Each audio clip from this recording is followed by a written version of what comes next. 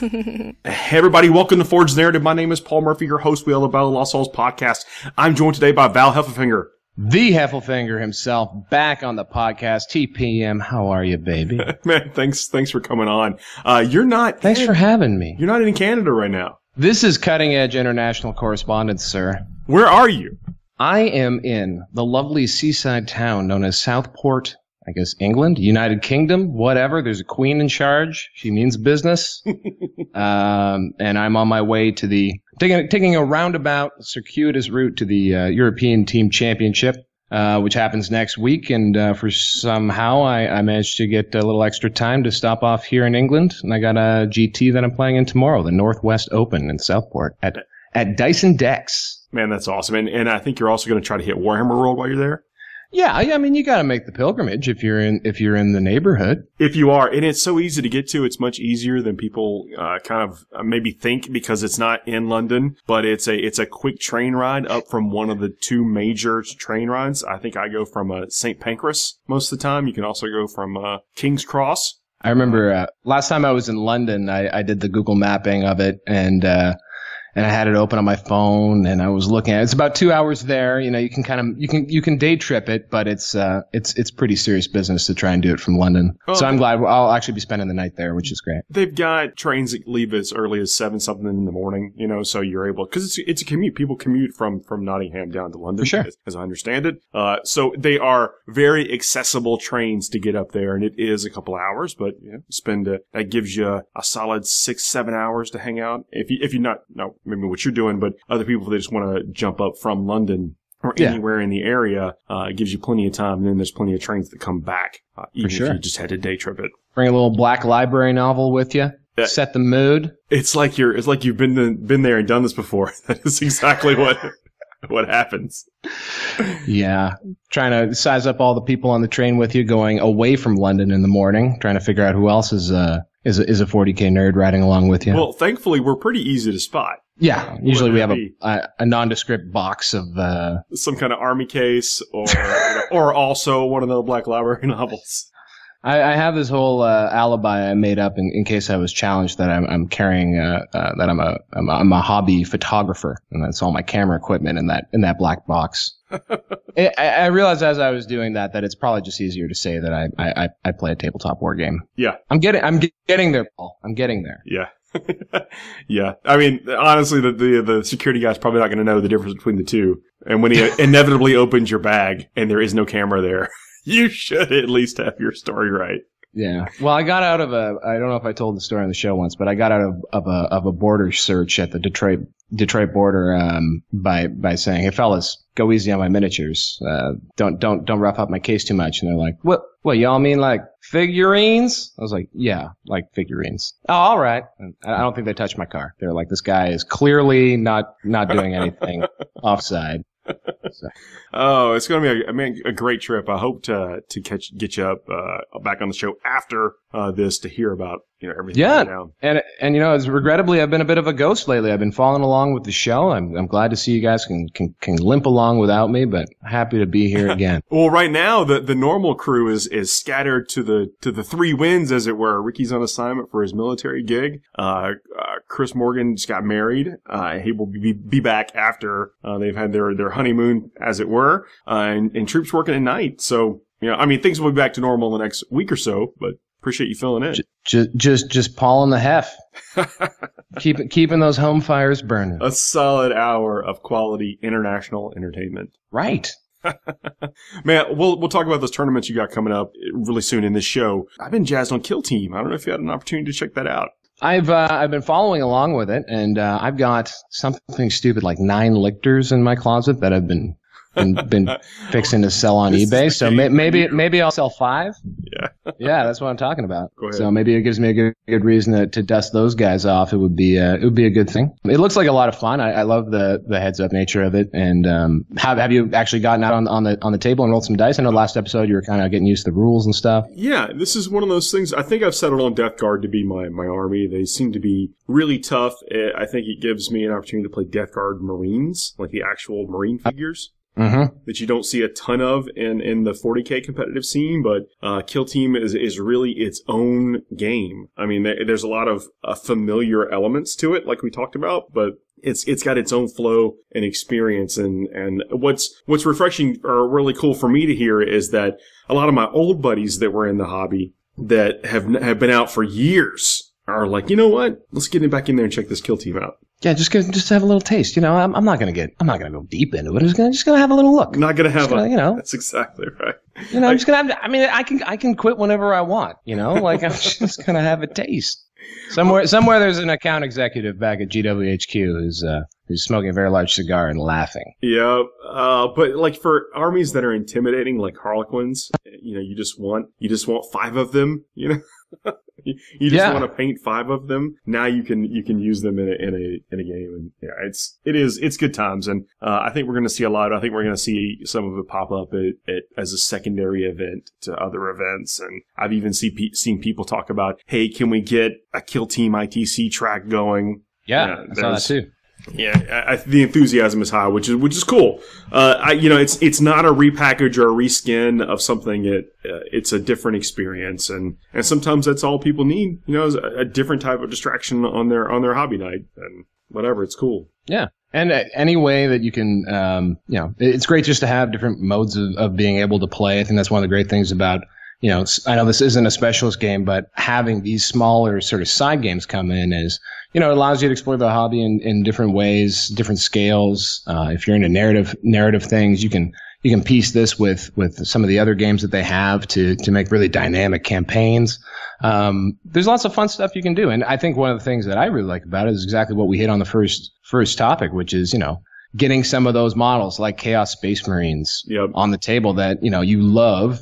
And you probably have a name for all of them, and maybe they just never get to see the tabletop because they're maybe not as good in the big game. So that's exactly right. I mean, I know we talk about what's new and what's hot, what's coming out, things to buy or whatever, you know. But I really look for those opportunities to use some of those old figures in a new way. I mean, things like Black Templars, Grey Knights. Yeah, just stuff. Well, hey, Grey Knights are cool. Grey Knights are cool, but they live in a box in my closet, and I'd love to have a reason for them to go do some psychic ninja stuff in any context would be great. Indeed. Well, that's we got a lot of what you have going on right now, so let's talk a little bit about that. So you're going to a tournament. Is it a 2-day tournament? Yeah, I'm going. Like I said, it's the Northwest Open. It's outside of the infamous LGT.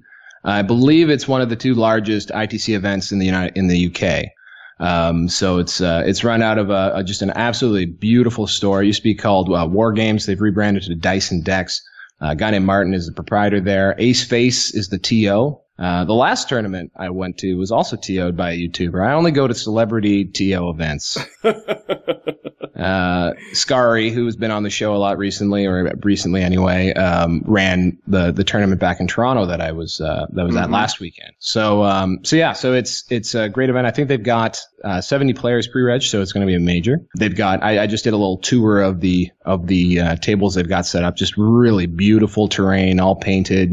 Everyone's got a mat. It's in this Victorian 3-story 100 and whatever year old building. It's really cool. So yeah, I'm they really, just call really those excited. Buildings over there. I think they're just buildings. Yeah, just buildings over there. Ace Face was part of our Vegas adventure.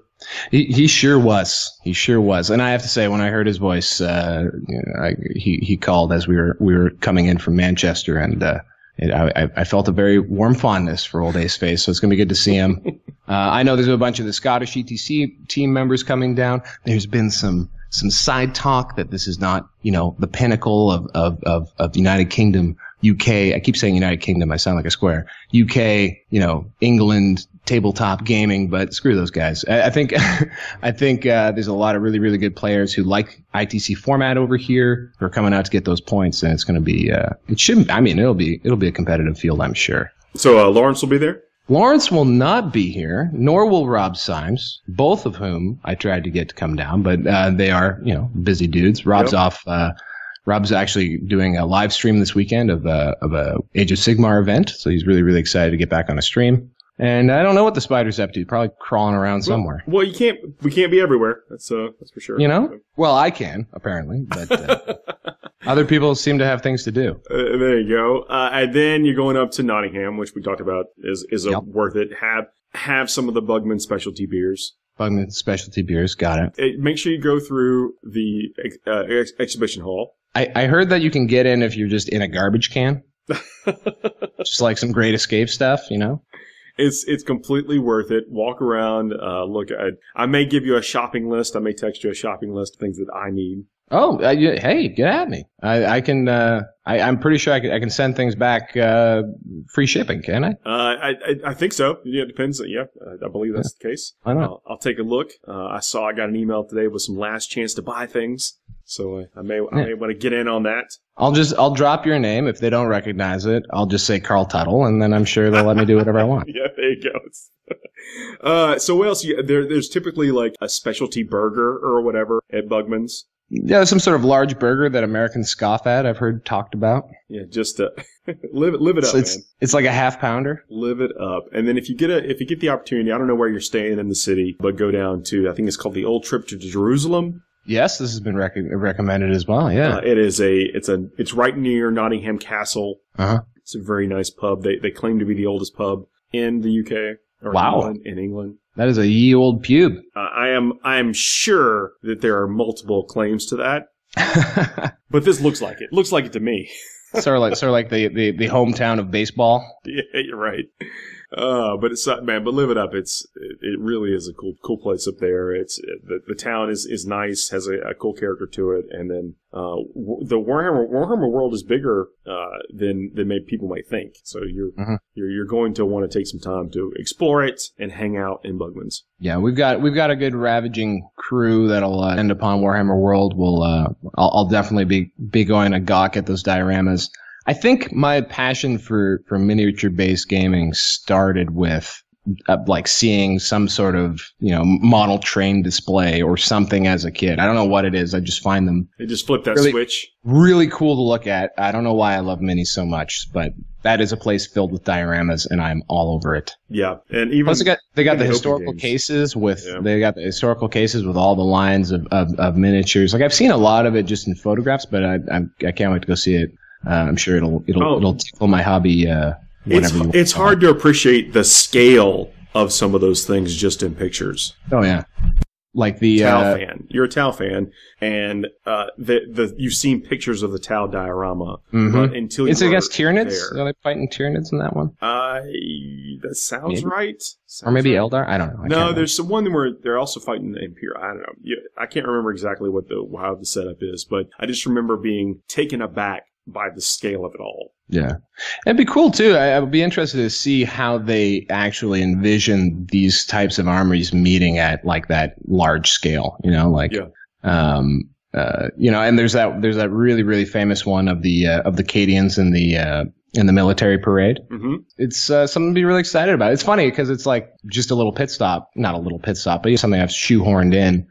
Kind of on my long journey over to Croatia. So, who knows? I might wind up stealing the show. You will not be disappointed. So then, what are you taking to the tournament? Okay, so I've done something controversial. Well, not really, but I have modified my ETC list to be, I don't know, a little bit better suited for ITC. Overall, what I'm bringing to the ETC, so what I'll be playing in the singles and then again in the team tournament will be, I guess it's about 69 Fire Warriors. So those are units of 10 plus 1 unit of 9 because that's just how it worked out. I got a Cold Star Commander. I've got 2 units of 5 Pathfinders with the Grav Accelerator drone and 2 shield drones with them. The Cold Star has 2 shield drones with him too. So there's a total of 8 drones in that list. So might be a little light on drones. We'll see. And then there's also, of course, 3 gigantic Riptides who are just amazing. 3 Fireside Marksmen. Well, yeah, which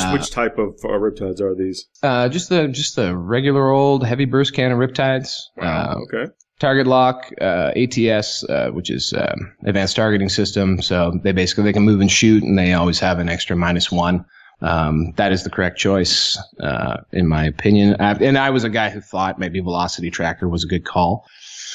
I don't think so, because you want to be able to move and shoot, and that negative penalty is basically almost always coming in handy, because there's so much stuff that they're going to be shooting at that have a 3-up save and a 4-up invuln. So that extra -1 really helps, especially with the SMS and all that kind of stuff. So, and then there's my favorite little pocket detachment, which is a Cecilia Sept Vanguard, which is led by an Ethereal, because all of his buffs are actually Tau Empire. They're not specific to his Sept. And then 3 Firesight Marksmen, who basically have a marker light. They have the character rule, and because they're Cecilia, they can reroll 1 to hit roll per shooting phase or whatever. So that gives me some reliable, sturdy marker lights. So the list itself has performed really, really well so far for me. I haven't necessarily, but hopefully I'll be a work in progress. Yeah, hopefully I'll be in the best 40K shape of my life. At TGX, I felt I went 3-2, but I felt like I was as I guess in the game and mindful as I've ever had in some games, and I did some things I think to try and to settle myself down, because I've had a real bad run of tournaments where I just blow it immediately, and you need a round or two to find yourself. Yeah, so it's one of those things where I was in a scenario where I felt like I really needed a guy who was just there for a good time in the first round. And then I usually got that, but if I wound up against any sort of a player in it to win it, then I would just fall to pieces. And that happened. I'd say my last 3 tournaments was kind of that experience, singles tournaments anyway. LVO, Beef and Wing, and another one in there, I'm sure. What I was able to do, I think, was I built a checklist. I actually did a lot of studying of my rules. I planned out what my deployment was. So I tried to remove as much from, the clutter of my mind as possible, just so that I was able to just execute a plan instead of trying to think of something. We say that all the time about how when you don't actually have to utilize any of your resources, your internal resources to make that decision, either because your opponent has just presented something on a silver platter, or you're just so, I guess you've ritualized it to where it doesn't take any thought at all. You're going to make less errors and do better. And you play faster a little bit. I also made sure that I asked to use a clock in every game. And that was for me because, moving that many Fire Warriors around, it's a lot of dice being chucked. So, and also just the intricacy of moving that many models, if you get kind of zoned out and you're not moving fast, you can eat up a lot of time just moving guys and not doing it fast enough. It's really interesting. Like, you have to have a sense of urgency when you're playing with that many models. And just by the nature of what my schedule's been like in the last couple of months, I haven't been able to get a lot of practice. So having these tournaments leading into the ETC, I'm hoping will get me to a place where, at least I can be, a competent player in my team. Sure. The list itself, I think, is fantastic. Fantastic. And for ITC, really the only difference is I fatten up the Pathfinder squads. So I bring them up to 9 each. And then I bring all the Fire Warrior squads down to 9. And I add 3 shield drones. So I have a unit of 5 shield drones. So that list, the list I'm running in ITC, had I had another 30 seconds before the ETC list submission deadline, might have been what I submitted for ETC2. Do you have those extra drones just for more Savior Protocol opportunities? Yeah, because there's a lot of stuff I can fire indirectly. So the little units of drones are a bit concerning for me. They can get punked pretty easy. Although, even a mortar shooting at them, they're hitting on 4s re-rolling or whatever, and then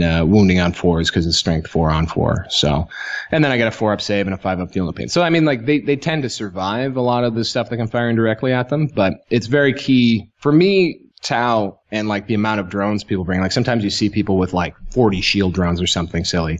For me, really what you need is enough shield drones to at least feel confident that your Riptides are going to live through to the second, basically live through going second. Mm-hmm. Because otherwise they have a, opportunity to get really alpha struck. So that's what they're there for, is really just that first turn. So finding the right amount of drones, 8 might be a little light. But I was definitely feeling like 11 was definitely enough, in the ITC version of the list. I so easily discounted Tau, because I haven't seen them really played in a tournament.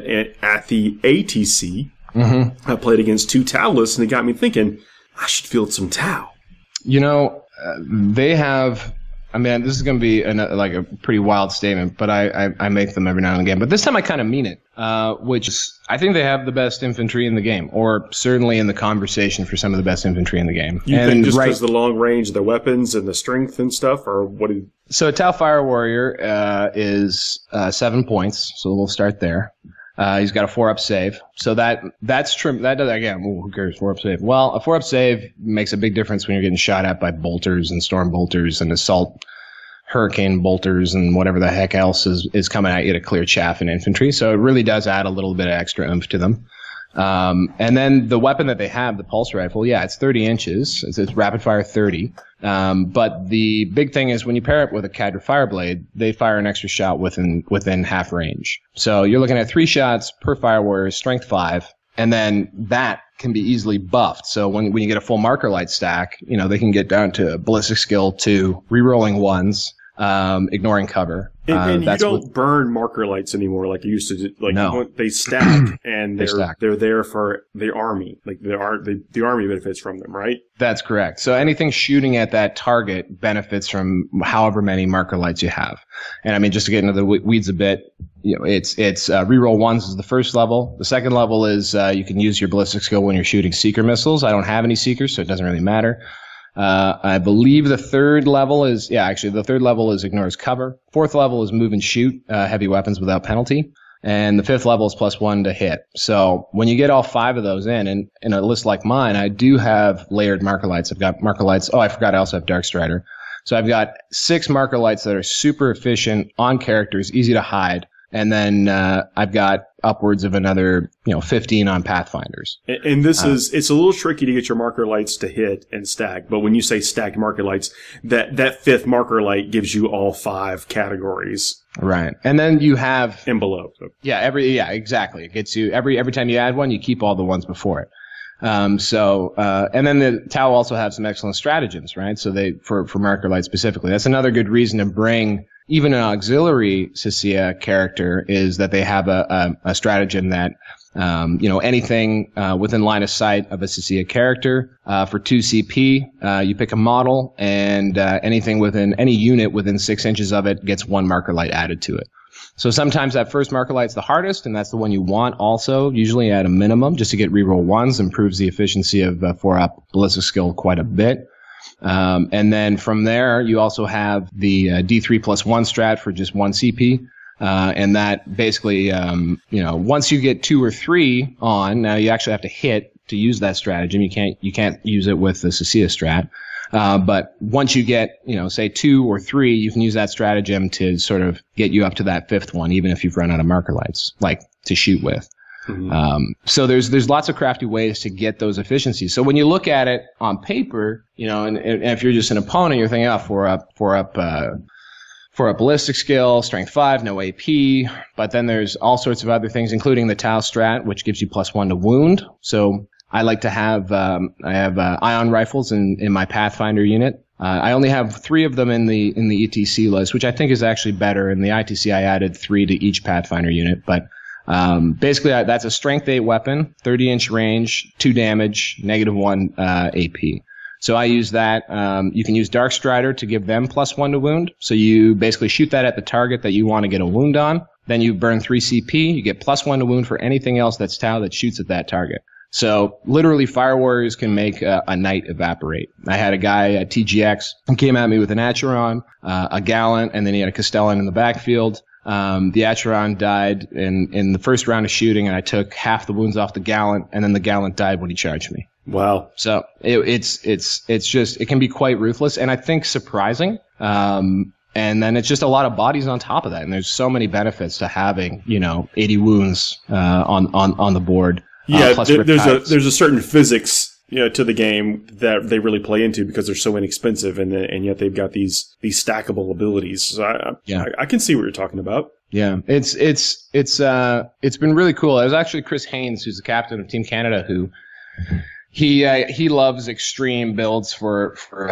team events. So where this list actually started was he wanted me to do 180 Fire Warriors, and I said no. And so actually I did get 120, and I can run up to 140. I don't know if that would be remotely good. But what I started doing from there was really playtesting a lot of the different Tau units. I tried out broadsides. I tried out cyclic ion commanders, all sorts of stuff, actually. Hammerheads, of course, are noticeably absent from the list. It was contentious that I said that we shouldn't bring hammerheads. But I basically decided to go with all the stuff that is the most, I guess, complementary to one another. They can share the most amount of buffs. They can benefit from each other's abilities the most. And that, to me, is an infantry heavy core, because a lot of their abilities benefit that, and battlesuits. And the best battlesuit in the book, by far, is just the standard Riptide. Okay. Was Forge World allowed? Were you able to use, like, the Arvara, and you didn't opt to go with that? So I did run the Yavara at Beef and Wing before I had all my infantry, and that was an ITC event. ETC does not allow Forge World, so that's why it was just not even on the table to bring. But in general, I think the Yavara is a really handsome unit. It's awesome. It's a lot of fun. It's got crazy movement. Well, would you replace? No. Because that's the question. Would you put it in your army? Okay. I honestly think it's as good as it looks. It'll suffer from the same problems that your average Cold Star commander has, which is it goes out there, absolutely annihilates something, and then is dead. The difference is it's 400 points. Sure. Okay. And then the other thing is that the Yavara, you tend to want to have it as Borkan. So if you want it to be Borkan, then you've got a range that gives you extra 6-inch range or whatever. Yeah, my bad. So it gets you that extra 6-inch range. That on paper, oh my god, a Yavara that can use its flamer, 14 inches out. It can also, it can take itself off the table in deep strike. That's important. So whereas before, if you brought it in, you wouldn't have the range of Zotan people with the very, very powerful, what is it, like 3d6 auto hits of some obnoxious strength or something. And they're all damage 3. Both profiles are damage 3. Yeah, and it might even be more hits than that. So that, like what you're talking about on paper, that's just an incredibly sexy, powerful unit. It sure seems it. But then the problem is, Savior Protocols is based on your sept. So if you want to keep them alive with any sort of drone protection, well, you got to have Borkan shield drones that are only there to protect the Yavara. And it suffers from big scary model disease. Whereas if you have, in your army list, I tend to think more redundancy, and I guess things that force choices on your make choices really, really hard. If there's a Yavara on the table, well, the Yavara is going to be a pretty huge priority for the opponent to shoot and kill. And so that's what I was finding with it. I was running it in lieu of, say, 2 Cold Star commanders, and I think that's kind of a good place for it to fit. But I've actually found that, so I've seen the meta sort of sour on the commander idea, because the Cold Star commander was hot when the book dropped, because the Cold Star couldn't use to take fusion guns or plasma or anything. It could only take the high yield missile pod and the heavy burst high output burst cannon. Mm-hmm. So when you could take fusions on it, now this is a model, by the way, which has a 20-inch base movement and can auto advance 20 additional inches, so it has 40-inch threat range. Very easy to get it to be able to move and shoot without penalty. Hitting on 2s, it just looks like a missile, but it's kind of, it is like a secret missile. So your Cold Stars tend to go out there and die. Mm-hmm. In my list, I did wind up keeping 1 Cold Star because I find that he's doing 2 really critical things. He's got 2 critical turns for me, generally speaking, in a game. So the first turn, he's usually going to Montkov, which allows me to advance and fire as if I hadn't moved for any unit within 6 inches of him at the start of the turn. Or the one everyone knows about, which is Kayun, which is at the start of your turn, anyone within 6 inches can't move, but they do get to reroll their hits. So that one seems super powerful, but actually, in general, Tau need to be on the move in the first turn, I've found. So the Montkov is what I use more often than not. But what the commander allows you to do is reroll wounds for a battle suit within 6 inches. So his fusion guns might be out of range, but now he's making one of his Riptides that much more killy. And then, basically in turn 2, I have the option now. I can either continue buffing a Riptide, or if there's something out there that's really important that needs to die, say Yvrain or a character or something that's been left out, something that maybe doesn't have the best invuln or is lower wounds, then I can go out and try try and snipe that thing and really cripple my opponent's Do you game mean plan. like get in there and just like get really close because you have such high range of movement? Yeah, exactly. So because he's like a flyer. So flyers, you know, they're a huge threat because I don't know. I often underestimate flyers because they can just roll up and stand right next to one of your characters. You can use flyers to snipe characters and important things in the backfield. A lot of people don't make that effective. transition from they're used to have. They've got, especially like it's like guard or maybe some demons with a bunch of heralds and stuff. That's like their strategy in 90% of their games is move all the screen stuff forward, and you have a row of characters kind of hanging out in the back. And so if someone's able to slip in there. Yeah, Paul Murphy at the ATC, I'm sure, did that a few times. It happened. Heck, you know, even with in our game, we played in Vegas. Got a fire raptor back there, that big old thing. Yeah, that's right. Yeah. And I tried to screen you out. I mean, it wasn't that you made a mistake. It was this thing has a 50-inch move, and if you're trying to be out there controlling more objectives, you know, you're pushing towards other things in the game. Sometimes a player can neglect that because it comes out of seemingly from nowhere. Well, while that's very kind, I'm pretty sure how it went. It was more like very nice 45-minute movement phase, Val, but I'm going to put this fire raptor on this ruin here, and anyway, let's move on, and I'm going to kill everything. By the way, there's a public service announcement, guys. When you're screening stuff out, it's really easy to forget the fact that there are ruins. There are also things that could be higher than 9 inches tall that will let that thing drop right where it wants to drop anyway.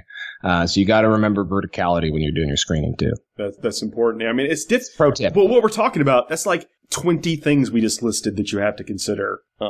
Depending on, but I think that what you shouldn't underestimate is the movement on some of these things, and I don't think most people, unless they've played against it at least one time before, are going to expect this crisis suit looking dude to jump that far. So the other thing is too is that they might know what a cold star does, and they might be very focused on it in turn 1. But then when he doesn't do anything, they might have other things on their mind turn 2 or turn 3. So it's to me something that's much more useful in the back pocket because they're probably in the first turn thinking a lot about what's this cold star going to come and do to me, and screening you out well and all that kind of stuff. Later on in the game, when I think his ability to go and just delete something super important is amplified rather than what I see a lot in battle reports, which is, you know, they fly out, you know, turn 1 and, you know, they're left in the wind and they get nuked, you know, and yeah, they might kill something or they might not. They might fail miserably because they're going after something that's way too big. Like I have one shot at a knight with a cold star recently. I rolled 4, I wounded on all of them. And then he failed all of his 4-ups, and then I rolled a 6 on one of the 2 die. Well, it turns into 18, right? Well, no, it was 24 wounds. Oh, 24. Okay, got it. Yeah. Because the 6 gives your damage, or well, it's roll 2d6 and pick the highest. Okay, so it's just 4 6s, and so I that is not what I was trying to do though. My objective there was to basically chip a wound off. You know, maybe 5. You know, on average against a knight, maybe he's doing 5. Like it was just a 1 in a million, not 1 in a million, but a very low odds outcome that I would one shot the knight. But you know, all I was trying to do was get in there, put some wounds on, and make the job easier. I think the largest thing, the toughest thing that a cold star can reasonably expect to delete. Reasonably expect to delete. I'm talking like a Land Raider, Martarion. Well, the first question is, does it have an invulnerable save? So anything that's high damage but low shots, like Fusion or Melta, you have to be very well aware of the fact that it's totally possible that they fluff 4-up invulns, but they could also make 4-up invulns. And then you've knocked 4 wounds off of something, and he's standing there. So if I'm thinking of what is something that's a good chance to kill, I'm looking at those support characters. I'm looking at things like I mentioned before, like a Farseer or Yvrain, or one of the buff characters in a Nurgle army. Also a dangerous prospect because they have disgustingly resilient as well. But I'm probably looking for a low wound character with not very good invuln, or basically any vehicle without an invuln. So if you, it could go and take a slice right off a Baneblade, or Shadow Sakaran Sword or something that's hanging out. Shadow Sword's a good example. Yeah. It'd be I think on average, you're looking at somewhere around 8 wounds with a Cold Star. Because they're 2s to hit, maybe 3s if you've advanced them out there, which is probably likely.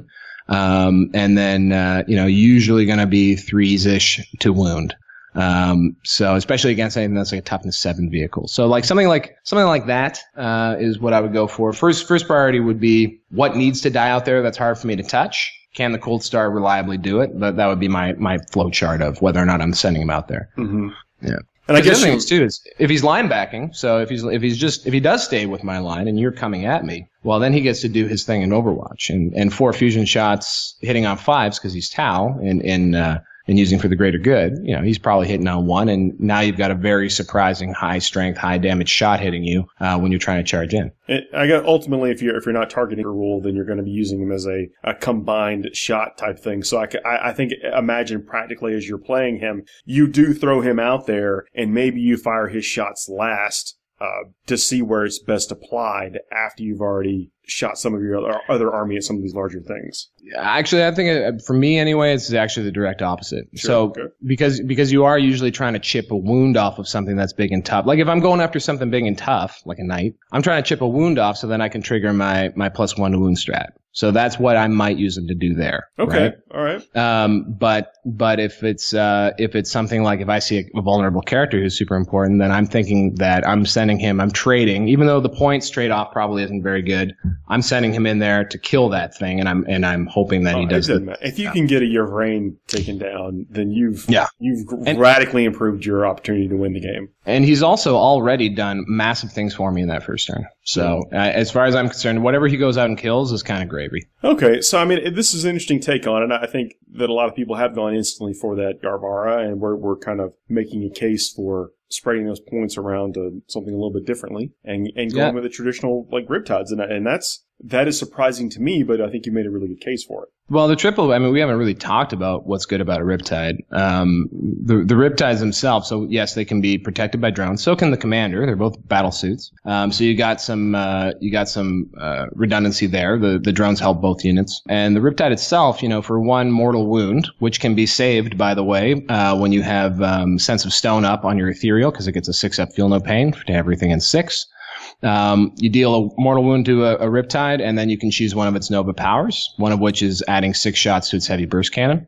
Another one is a 3-up invulnerable save, and another one is move 2d6 in the assault phase.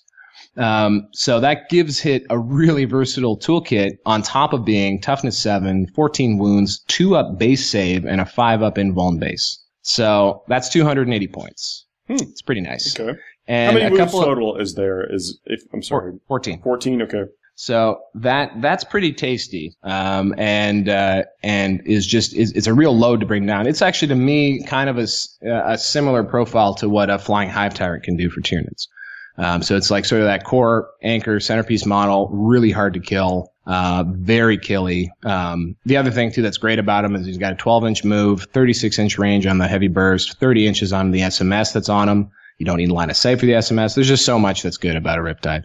And that's for, a Yavara. The Yavara is 400 and something points, and whereas a regular Riptide clocks in at 280 with the ideal loadout. So, I think a Riptide might not look nearly as killy, but strength 6, 18 shots. You've got marker light supports. Those 18 shots are hitting on 3s, rolling 1s. Often you're hitting 18 times. Or 16 times maybe on a bad one. And then on top of that, now you've got the +1 to wound strat. So if it's hitting something that's above toughness 6, well, now it's wounding on 4s. You got a commander nearby, you're re-rolling wounds. So it's got and when you have ATS on it, it's -2. So now you've got a strength 6 weapon that's probably wounding, somewhere around 8 to 10 times, doing 2 damage a pop with a -2 on the AP. Not bad. Okay. So that's how you bring down things like Knights with a pair of Riptides. No, that's pretty interesting. I think it's interesting. I'm glad you're with me on that. No, it is. No, I mean, it was my eyes were open again, playing against him, and I think that's what it really did it was I was able to see them on the table, and they haven't been kind of getting the light recently in competitive and tournament 40K. And so it's real easy, like if people just don't believe in them, that they don't get talked about, and then they don't make it onto a lot of tables until somebody like says, you know what, people are really underestimating these, let me take them. So maybe we'll see more of them. But I think that at least what you talk through the tactics is also not ultimately apparent, or maybe it's got a little bit higher of a learning curve than some of the other armies out there right now. I think until you actually put it on the table and do it. The Riptides were one of the last things I came around on. And it was actually in that, I thought it was going to be Fire Warriors, Hammerheads, and Cold Stars. That's what I thought it was going to be for a long time. And then I went to the Beef and Wing tournament, and I ran one Riptide, and I ran one Yavara, 4 Hammerheads, and then as much infantry as I had at the time, which was like 45 dudes. And it was a brutal tournament. I think I talked about it on the show. I was just all over the place, really made a ton of mistakes. But in the last game, basically my whole army shot 1 unit of Custody jet bikes. I think it was a unit of 6, and it got it down to 2. 1 Riptide with a full stack of marker lights with the +1 to wound strat because I was frustrated and just wanted to kill them. And just basically I spent all my command points. I'm like, screw this, and reroll wounds, wiped out another, like on his own, a unit of Custody jet bikes. And that's when I was like, whoa, there's something going on here. That is something we haven't talked about yet. Not to cut you off, so I'll let you finish. But no, please, you don't have to, Kanye. You can just interrupt right away. The command point total, like what are you rocking right now as far as command points, and do you feel like it's enough to fuel all of these stratagems, like the buffing up, like what is it, getting the extra D3 marker lights and the +1 to wounds and those things? Do you think you have enough to last you the whole game? You feel it when you run out. That's for sure. But I mean, I'm running 2 battalions and a vanguard. So that gets me 14 to start. Often for the Cold Star, I'll spend the extra command point for the relic that allows him to shoot and then move 6 inches. The hope there is that maybe I can duck behind some cover or just get enough out of range that he can survive. It's been hit and miss for me, but I still think it's worth a shot to try and do that. And then, so that leaves me usually with 13 command points, and Tau also have the Neurotide Engram chip, which allows you to roll a d6 every time someone uses a stratagem. So it's not the super sexy one, but it still gives you the chance to win back strats throughout the game. So that nets me, on average dice anyway, that should give me an extra, so 1 or 2 command points plus whatever my opponent's doing. So let's say I get 3 extra on top of the 13 I got. That's 16 command points, and that's just fine. Oh, that sounds like plenty. It's hilarious that, these things, these command point generators are on characters, essentially. And I had an opponent who just kept rolling it even though his guy was dead. And you gotta be careful. It was just instinct. He wasn't trying to pull a fast one. He was just, I think when you get kind of caught up in trying to make the game continue to flow, you just kind of do things on instinct. And I just be reminded, he's still dead. He's still dead. He's still dead. You're also trying so hard not to forget that thing. Yeah, like that's what I mean. That's it. Like the Neurotide Engram chip also has a free reroll for anyone within 6 to wound, to hit, and the damage. So it's one of those ones. And I have never used it. Not once. And I've probably got 20 games under my belt. I've never remembered. I still have never remembered. Tau players, photon grenades are awesome. They have a 12-inch range. It's D6 shots. And if you hit an infantry unit that's charging you, they're -1 to hit. So they have a wow. Okay. Okay. So that's super handy when people when are you don't want to be hit.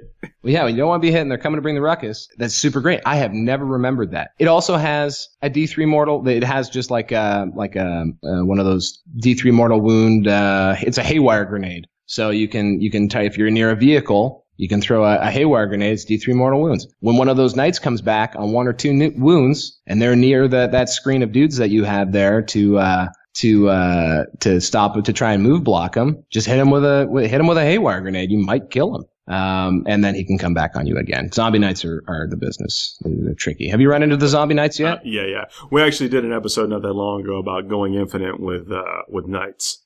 With like the command point farms and that kind of stuff. And I hopefully, what we're illustrating over the course of several shows is that, and we even talked about it specifically on this one, is that these characters, that are kind of the fuel, the engine, to make some of these things happen. If you can figure out a way to take them out a lot earlier in the game, you greatly improve your chances of winning.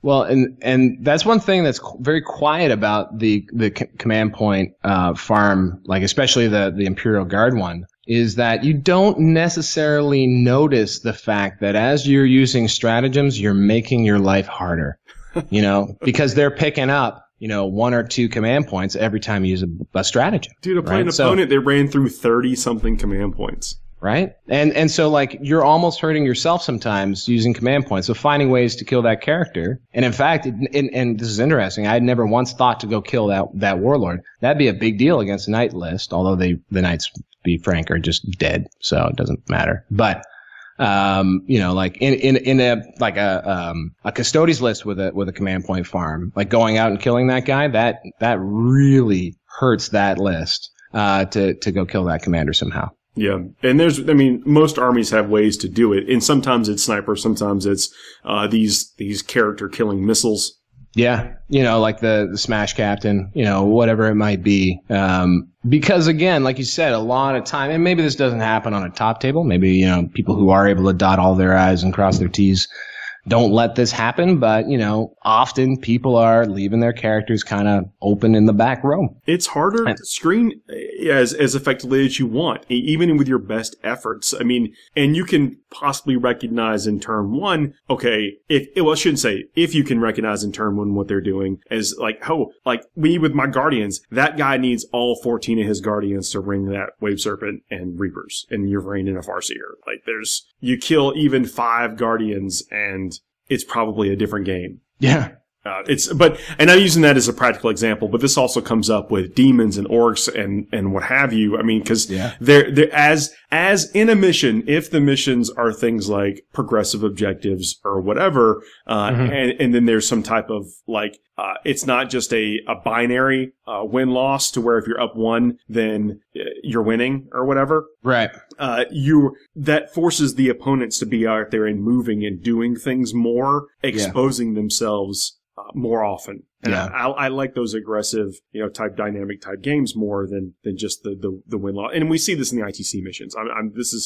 We see this in many, many mission sets. And actually, I would love to just touch on a big lesson that I learned. So one of I said I used the checklist, and so just trying to make sure I'm remembering to say what my Nova stuff is. Remembering when you're moving, don't move, the guys in the front further than 6 inches away from your riptides, because otherwise I can't greater good. All these things I had on a checklist, and at the top of each phase I was checking them. And also the first thing was breathe, play the mission. That was the top thing I did on every turn. And in my this is not a metaphorical checklist. You actually make a checklist. No, this is a real checklist. It's on my real whiteboard. And I make notes in the game as I'm going, and then I have a list of things that I learned from the last tournament to try to commit to memory so I don't screw them up. For example, I have very detailed notes on exactly how to screen out Tesseract vaults, for example. Did you leave your checklist at home at the Beef and Wing? I didn't have it. It was something I went away from. There you go. Look at that. Yeah. But this is really, really what I wanted to get to. So because I was getting blown out early in games, I actually didn't have a lot of end game experience. So my 2 losses at TGX were all end game losses. Games that I was either in control of or sort of neck and neck. And the one that actually bumped me out of really a second place finish at TGX, which is all right because I learned something very valuable, was say turn 3 or 4. I was playing Yunari. I'd killed Yvrain. I'd killed a lot of the Dark Reapers. He still had 1 unit of Shining Spears. He still had his Farseer. And he got his Shining Spears out, and he failed a lot of their important stuff. He didn't get their double move off, and then he didn't get their +1 to their invuln save. So I had those Shining Spears there. But he also had some Fire Prisms and Wave Serpent up in my grill, and I had Big Game Hunter as my mission primary. And I shot the vehicles instead of nuking the Shining Spears. And I did that because I figured I'd get the Shining Spears polished off in my Overwatch because, they're just going to die, which would have been true, except for the fact that Shining Spears are really good at killing everything and shooting as well as in close combat. So what happened was he couldn't believe what he was seeing. He couldn't believe I didn't kill the Shining Spears. And then he just ruckused my lines. killed one of my Riptides, so I had much less to shoot him in Overwatch, killed almost all of my Fire Warriors. Yep. It was ugly, and I wound up finishing 10th instead of 2nd. But that was strictly due to slavishly following a checklist, which got me further in the game, by the way, which is great.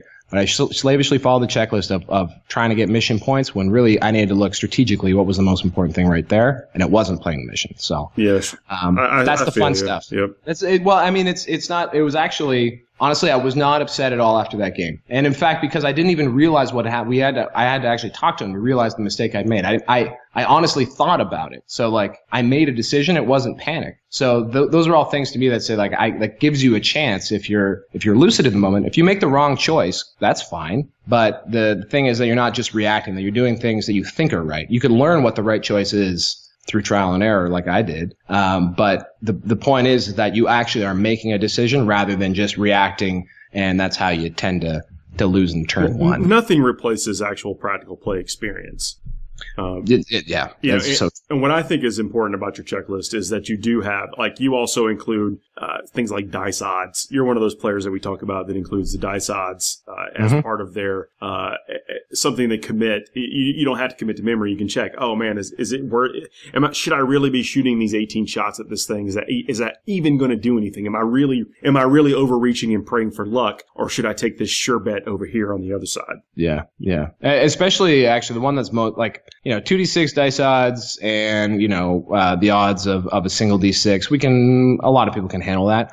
The one that's really screws you up are things like reroll ones. And that subtly changes the math, and you can either overstate it or understate it in your mind. So it's good to be able to see just what that average is and reference it when you need to. Yeah, man, that's. I think that you've got some ritualization to your tournaments, and I think hopefully, I think you do. I think you see it pays off better for you when you follow more closely to it. But then you bring up the really great point of like knowing when to deviate when it comes time to winning the game. Yeah, and it's not always about getting points, right? It's sometimes about going for that kill shot and removing your opponent's ability to play the game too. Yeah. So it's. To me, it was just really cool because the two games I lost were against really great opponents. One of them is a teammate of mine, Tim Deedleaf's, great player in Canada. The other one's an American who I'm sure you might have run into over the years, David Koska. They're both really good guys, and it was okay to lose them, honestly. I was really sour at the end of David Koska's game, no doubt. If he ever hears this, I have to be straight up because that was one that I was winning all the way through, and his knight got up 3 times in a row. And I didn't know that they could do that. And so what wound up happening was that I got away from my checklist and I really focused on trying to kill that knight, whereas really there was a lot of other things I should have been doing. That's the classic going on tilt thing. Sure. So yeah. Oh, and so a lot of great lessons, compounding on yourself. It's one of those things where I think like trying to be as conscious, especially if this is something like that you have. I have fun playing tournaments, and I get bummed out when I go and I blow it, right? So like it may sound really it may sound really over the top to go through all this trouble of like making a checklist and taking it so seriously, but for me it's so satisfying to actually play a game that's closer to what I think I can do. Mm-hmm. And I might not ever get to a actual top table. I might not ever get to 4-0. But chasing that and doing it and learning from each game is actually pretty satisfying. And I recommend anyone who's really frustrated or like feels like they're overwhelmed by the game, just go out there and just try and play a game smart. Like, go out there and say, I'm not going to move in my first turn, or something like that, where you're not just diving across the table trying to kill stuff. Just try and stay alive once. I think that's exactly right. Like the times that I'm really disappointed with myself, it's not because I didn't roll average or whatever. It's because I feel like I didn't make the right plays. Yeah, you put yourself in a place where you had to roll average. Yeah. So I feel like, where I look back and like, man, I really made some critical targeting errors. Yeah. Or didn't move the right place, or I was too casual. Man, if I just spaced out my models or whatever, something like that, like, man, I would not have been compromised. Have you ever done this? Have you ever measured out carefully your deployment zone and your screen and thought to yourself, close enough? I do that all the time. Yeah. I like against Tesseract vaults. I did that. I literally screened out most of it. I knew there was a huge gap where a Tesseract vault could fit, and I was like, it's close enough. No, it wasn't. What in 8th edition, what is really like the heartbreaker is when you don't have that buffer zone, so they're able to consolidate into another unit or something. Because you can see a mile away when they're going to do something like that, and then when you have control over it and you don't do it, it is a dagger to the heart. Yeah, yeah, it is, and that's the one where sometimes you can have sour grapes, but if you come at it from, okay, I'm going to not do this next time, and that is the one thing you don't do wrong next time, then you just got better. You know what I mean? Yeah. That's it. I said, but that's like losing at these things doesn't bother me. It's when I make it easier for myself to lose. Yeah. That's when I'm like, how do I prevent that from happening? And so, but nothing does that more than like what's the burn hand learns best kind of thing. Yeah, for sure. So you got to be playing. You got to be doing it. You got to actually be seeing it on the table. Yeah. Yeah, man. I'm excited for you. You're hitting up a bunch of cool places over there. I can't wait to hear how that goes. I really want to hear how the ETC team event goes, and what some people don't know is there's actually a singles event. So if maybe you're not on a team, I'm sure you can register. I mean, maybe not right now, but for next year for the singles event. If you just want to check out what the experience is over there. Next year it's in Serbia, so it's actually going to be a nice inexpensive Balkan country. So it's good for visiting. And the ESC this year, I might be misquoting this, was actually going to submit for ITC points, which is historic. This is a just as all the transatlantic negotiated settlements are being ripped up, ETC and ITC are shaking hands and forming a new relationship, which is fantastic. And hopefully we might even see BCP get involved with ETC some point. I don't know. But so ETC will be much easier to follow. You can participate in the ESC. They're going to try and do just a European, like an open team championship. That's the European singles championship. That's the singles, but they're also apparently going to do like a club championship similar to the ATC, where you don't have to be part of a country. You can just come over. If you are really interested in playing for a country, countries often need mercenaries. Like there's teams like Argentina coming, Mexico, Canada. We've got 2 mercenaries on our team. There's always teams that need players. So if this is something that like, holy cow, that's on my bucket list, I'd love to go and do something stupid like Val is doing and taking a week to go play Warhammer in Europe. There's ways to do it. You just got to go seek out the opportunities. Yeah, man. And again, I do really want to hear about this, and I hope you do well. I hope the team does well. Thank you. I'm hopeful. I'm humble. I hope you have to get your picture when you go to Warhammer World. You got to get your picture in front of the Rhino. Naturally, everyone does. Yep. There's also a Space Marine and a Stormcast Eternal that you can track down and get some pictures with. Great. Well, I'm planning to sleep in the Rhino, so I'll take some selfies while I'm there. That works. Well, dude, thanks for coming on with me, and then we will catch up as soon as we absolutely can. I hope you have safe travels. Hey, thank you very much for putting up with my jet lag delirium. I hope it was an entertaining show, and we'll be in touch as soon as we can, man. Have a good night, everybody. Good night.